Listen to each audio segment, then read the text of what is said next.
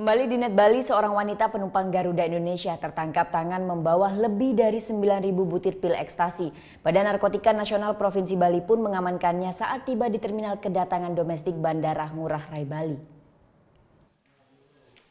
Dengan imbalan 40 juta setiap kali kirim barang, Stefani Anindya Hadi nekat menyelundupkan 9.675 butir-butir ekstasi dari Palembang menuju Bali.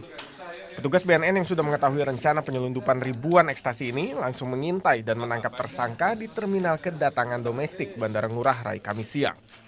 Tersangka ditangkap saat sedang menunggu bagasi. Petugas menemukan barang bukti 4 bungkus ekstasi yang disimpan di dalam tas. Dari hasil pengembangan, petugas BNN Bali kemudian menangkap tersangka lainnya, yakni Sukron Wardana. Pria asal Banyuwangi ini ditangkap saat akan mengambil barang haram tersebut di sebuah hotel di kawasan Jalan Sunset Road, Kuta. Kemudian si Sukron ini juga ada rangkaiannya. Ada suluhan orang juga namanya BRW. Ini yang masih kita kembangkan penyelidikannya di bawahnya Sukron itu.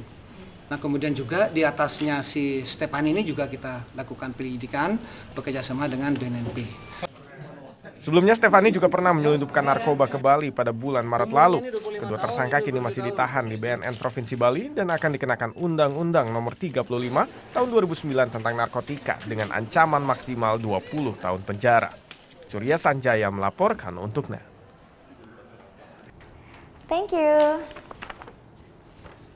Udah selesai nonton beritanya? Jangan pergi dulu dong. Subscribe dulu dan nonton tayangan lainnya di sini. Subscribe, nonton lagi. Subscribe, nonton lagi. Kak.